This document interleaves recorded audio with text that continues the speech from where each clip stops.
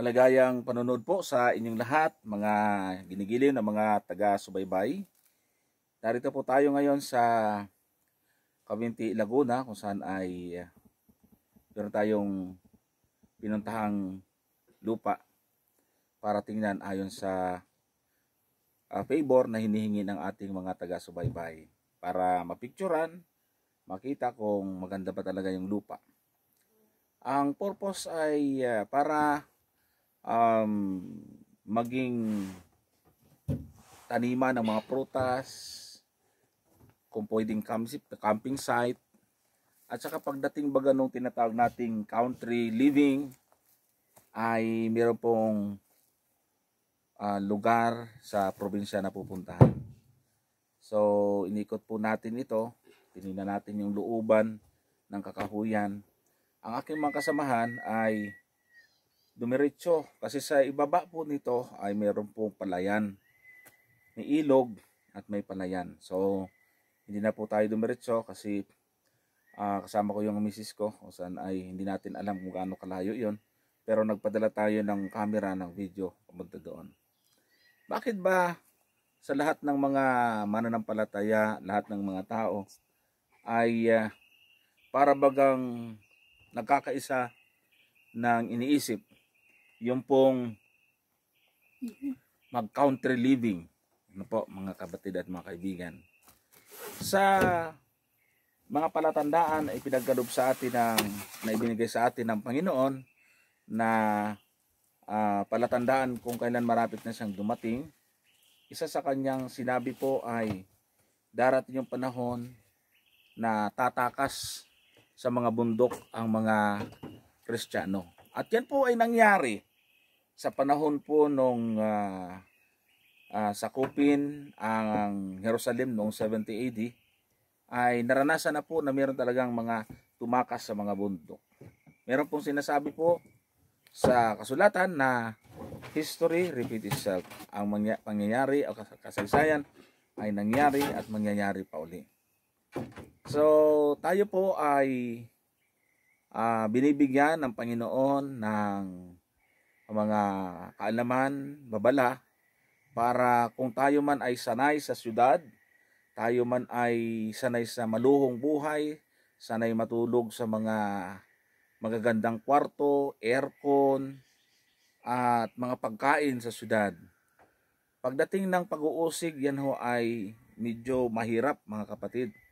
Medyo mahirap pong mapagtagumpayan yon dahil nga sa hindi tayo sanay sa bukid. So pinapayuhan na paminsan-minsan ay ating pag-aaralan ang paano mamuhay ng simple kahit na tayo ay nasa syudad. No?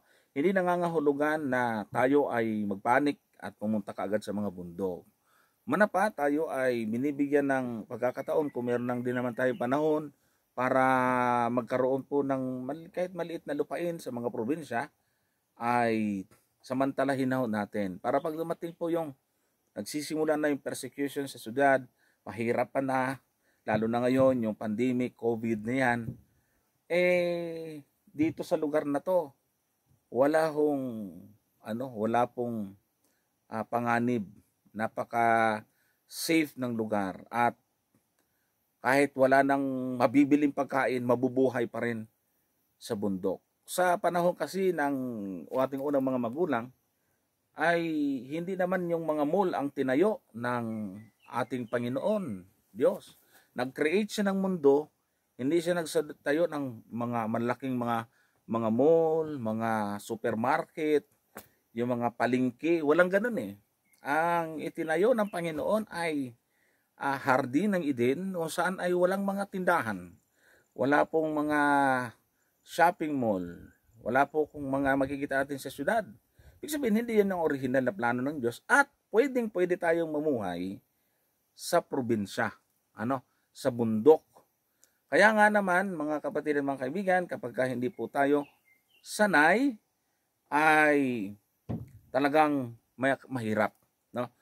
Subalit, pagka tayo ay nasanay, at lalo na pagka mayroon pong pupuntahan, mahirap kasi yung pong pagdating ng persecution, pagdating ng pag-uusig, di mo alam kung saan ka pupunta. Kung wala ka namang probinsya, wala ka namang lupa, saan ka pupunta ngayon? Di unang-unang mahuhuli pagdating ng pag-uusig. Totoo po kasi mga kapatid, mga kaibigan, na talagang tayo po ay makakaranas ng mga pag-uusig. Ano po? Kaya napakalaking bagay na sanay tayo kumain ng produktong mga tanim, na hindi naghahanap ng mga hotdog na yan, mga sausage na yan, yung mga luto na hindi po hindi natin kayang kainin ng walang magic sarap, mga mantika na yan. Hindi po ano yan hindi po yan ang original na plano ng Diyos. Ang plano ng Diyos talaga ay una prutas, no? Prutas at kasunod na po yung mga gulay. Bago nagkasala ang tao, ay ibinigay niya na pagkain sa mga tao ay prutas. Yan ay mababasa natin sa Kapitulo 2, talatang 16 at 17. Narito, binibigay ko lahat ng mga pananim at mga prutas. Maliban doon sa kahoy ng pagkakilala ng mabuti at masama, ayon ay hindi niya pinahintulutang kainin. At yun naman yung kinain ng tao. Kaya yung tao na dapat ay mabuhay na walang hanggan ay nagkaroon ng kamatayan. So ito na yung nangyari, epekto ngayon. So habang hinihintay natin yung ating mga kasamahan, ay na-miss ko po yung lugar nito, ng katulad nito. Napakaganda ng palibot at naisip ko lang po na magkwento sa inyo ng kahit papaano. Kung papaano tayo binibigyan ng pahiwatig ng Panginoon, paunawa, na paghandaan din po natin yung panahon ng persecution. No, alam niyo po, sa mga pangyayari ngayon, sa ating kapanahunan, ay walang makapagsasabing hindi palapit ng panahon. No? Napakalapit na po talaga ng panahon. Kaya, nung makita ko rin ang lugar na ito kanina, ay talagang medyo mahirap itong puntahan ng mga, kumbaga kung gusto mag-country living, talagang hindi yung madaling puntahan. Medyo dadaan din po talaga. Katulad nito, pag tag-init naman, madali itong puntahan. Pero pag tag-ulan, medyo mahirap. So ibig sabihin, perfect po itong lugar na ito para sa gusto pong mag-country living. Alam niyo po, ito kasing way na to, ay meron po ditong subterranean river. Ano po? Dito lang.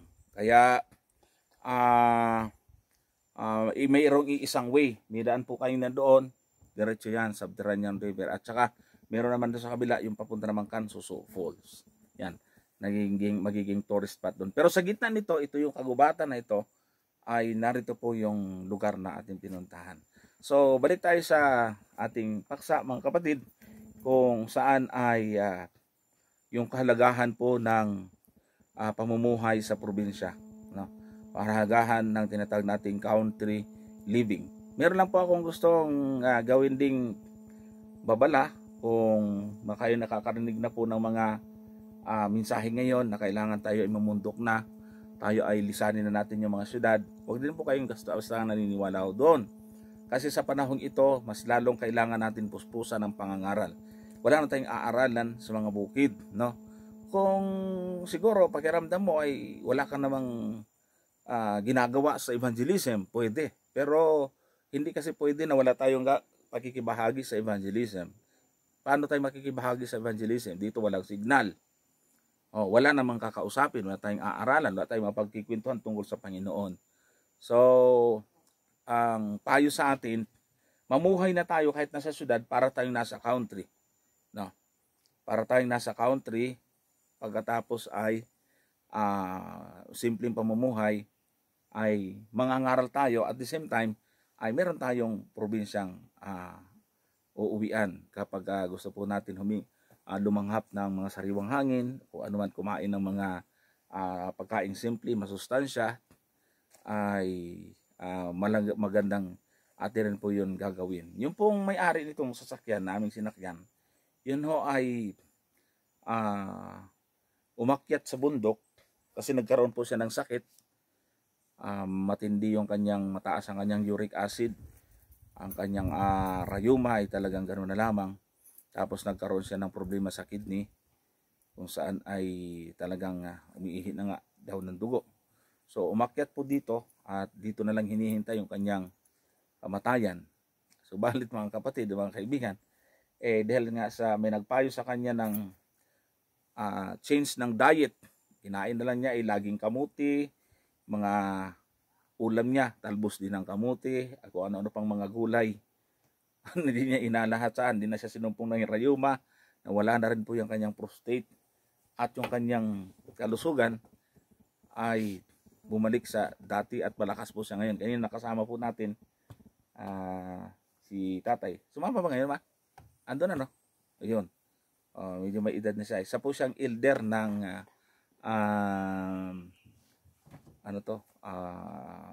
isang church sa Luciana. So, yun po mga kapatid, mga kaibigan. Tandaan po natin, kahit saan tayo, protected tayo ng Panginoon. Kahit nasa syudad, hindi kailangan natin magpanik. Meron kasi mga nagpapauso ngayon, kailangan na natin tumakas. Ay hindi rin po pinapayo kasi kung wala kang experience sa probinsya.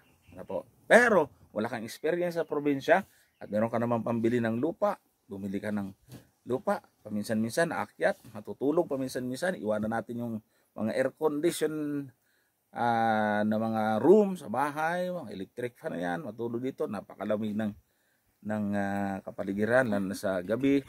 Basta kinakailangan lang po ay meron tayong kubo, meron lang tayong tutulugan. So, yan po ay magandang pagsasanay mga kapatid kung buhay tayong aabutan ng persecution.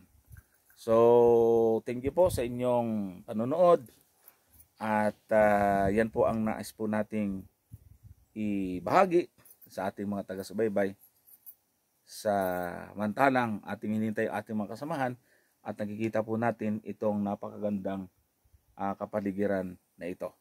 So, tingnan po ninyo. Iikot po natin yung camera. Yan ho yan, mga kapatid. Iyon. Dito po tayo galing. Sumakay po tayo dyan sa itong sasakyan na to. Ito yung anong tawag dito, ma? Rosco. Ayan, Rosco. Ito po ay 4x4. Maliit pero kahit ang lalim ng dinaanan, parang wala lang sa kanya. So yun po, isinakyan natin papunta rito. Maliit kasi yung kalsada, hindi pa naaayos. So yan po yung lupa. Dito ay sa kabila niyan ay medyo pababa at mayroon daw doon pala yan sa kabila. Andun yung ating mga kasamahan. Okay, so yun po yun mga kapatid. Ito yung ito yung karugtong ng binibinta. Yan. Andiyan na? Oh, yan na. Yan na po yung ating mga kasamahan na nag-survey. Naririnig na natin yung boses nila. Tingnan natin, salubungin natin. Yan na nga. Papakinggan natin ito. Walang halong script ang sasabihin lang. Interviewin po natin kung maganda talaga yung kanilang pinuntahan.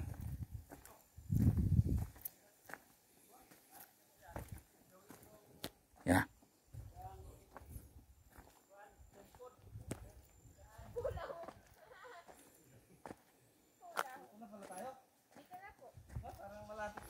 Malapit na po yan pagka hindi po natatandaan yung ruta. Malapit na po yung pagkabalik-balik.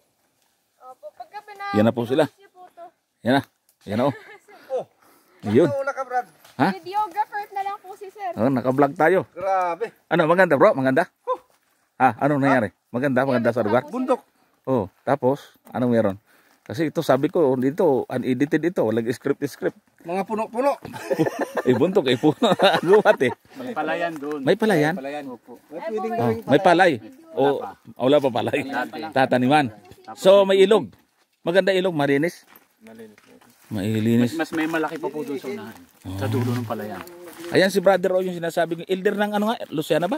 Hindi, dito lang sa Calmino. Calmino hindi Luciana. Malapit naman dito ang Calmino. Oh, siya po yung ating elder doon na talagang umakyat dito at dito nagtumira. Ayan, malakas. Ilan taon na po kayo?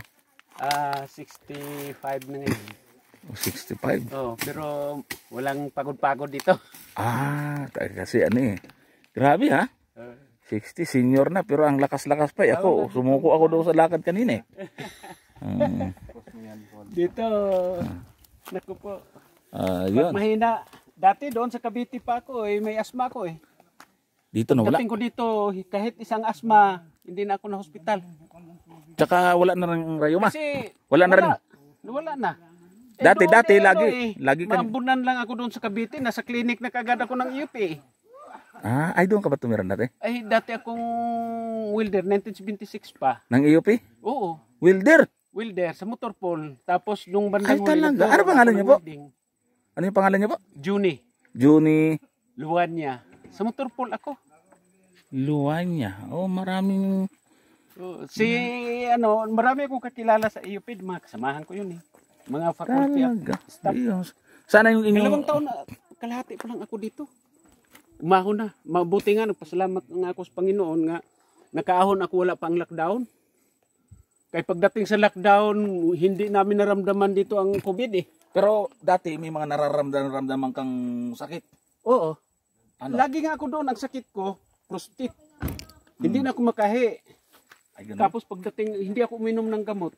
Dito ako gumaling. Wala akong gamot kahit isa. Change lifestyle lang. Oo. Anong kinakain mong Gulay, yung mga tanim namin nga hindi galing sa palengke. mga organic? Oo. Ipot ang abono. Hmm? Oo, wala na. Dati maga to eh. Matagal ka na hindi sinusumpong. Wala na ah. Ang prostate ko, yung kasama ko doon sa UP, bumalik, patay na eh. Ako, may diabetic pa ako. Ngayon, wala na rin. Wala na. Kita mo na yan. Mm. Kaya kung mga diabetes ka, bili kayo lupa dito. Sabi ganun eh. Biro mo nilalakad ko, yung lupa namin mula dito, lakarin namin ng 2 oras at kalahati. Lakad lang. Pagka hapon uwi, may pasan pa ako. Wala pating COVID dito. Wala mang COVID dito, wala man dito yun. Hindi namin ramdam dito. Wala dito yun, mula nung nagkakuanan na doon. Dito. Walang mas dito. Wala. Yung mga mas mo rito mga maganda ang hangin eh. Oh.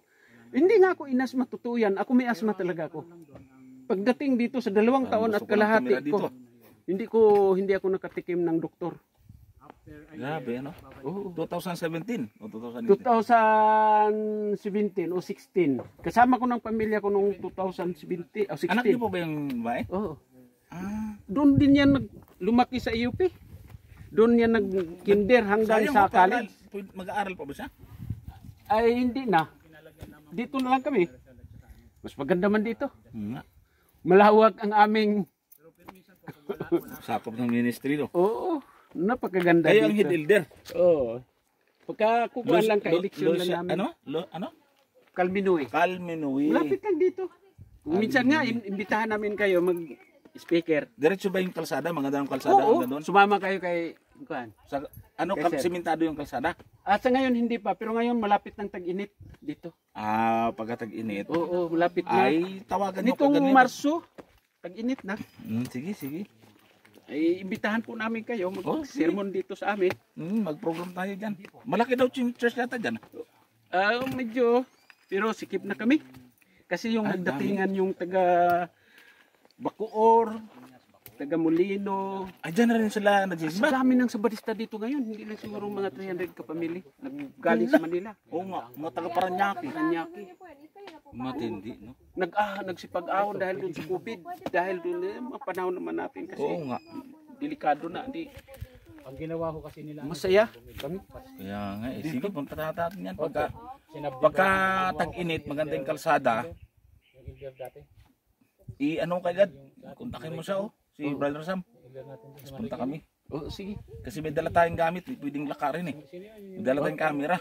Ano ni, I-record natin yung program. Oo, sige. Kasi ipapalabas yan, i-upload yan natin sa programa sa Facebook at saka sa YouTube. Tarala ba yun? Mag-question answer, mag-lecture, kung anong gusto niyong topic. Sige. Yan. Imbitahan namin kayo, ano? Sige, brother. Kay kami ay talagang sabik din kami sa Oo, yan. galing sa labas. Kaya nagpasalamat nga ako nga may mga bagong dating. Oo, para makarinig naman ng ibang mga putahe. Puno po yung mga makabi. Sila gagastos. Pero sa totoo lang, mula nung ako'y dumating dito, hindi na ako nagkasakit. Yun ang ganda. Oo, maganda talaga. Ilan? Makakahanap Doon sa ka ng UP, mga... problema ko ito, ang sakit ko, ito ang maga hanggang dito. Eh, syudad na po sa AUP. Ang kasi Pero nung dito siya nag-aral sa ano? Alas 12 po kami. Yan, siya yung ano. Ma'am, Sir. anong year mo na, third year? Yes po, sir. 28 units to go na lang po. Yan siya po yung nag-aral sa UP. Anak ni brother. Baka kung saan po makarating. The only. Ayun. So, tamo, ang ganda ng testimony ni brother, no? Okay, so, Doon po ako, sir. Ay, ma'am, sa mga elementary. nag-i-inquire, Elementary. bagay, paubos na yata yung mga lupa rito. Ngayong tag-init, grabe ang mamimili dito. Siguro mga 2015. Kaya mauubos ito dahil ngayon lang to nga nagbilihan talaga. Baka po yung mga Hindi lang income, Adventist yung eh, pati mga Katoliko. Oo. Pero ang daming Adventist talaga. Mas madaming Adventist ngayon nag-akyatan dito. Kasi madala siya sa Kaya balang araw, magiging bayan siguro to ng mga Sabadista. Sigurado. Anong year po nag-start? 2012. Maganda dito kasi dito dati naman akong asthmatic, ngayon wala na akong asthma. Baka po, nakikita ko po, hindi ko tapos hindi ko natikman. na po alam ang family. Dati Kasi isang yung buwan mga may taga po admit talaga. talaga ako doon sa clinic eh. Kilala ko po. Grabe, mga no? taga- Isang bisis taga- naglakad ako taga- galing or doon IS sa po gito galing. Sa IS. hanggang doon sa clinic. Halos hindi ako makaabot. Kasi may mga barkada Collapse po na. ako doon dati. Oh, Sa para kung sinasakal. IS. Hindi na ako halos makaabot. Opo. Miga na halos ako sa kalsada. Hindi lang sunod-sunod pa yun. Kilala ko Asma ako po, doon. architect Pero po pagdating ng dito, kahit sipon, Adventist nagpapaulan din pa po. ako. Architect ng IS Church. Malinis kasi dito ang Kapaligiran.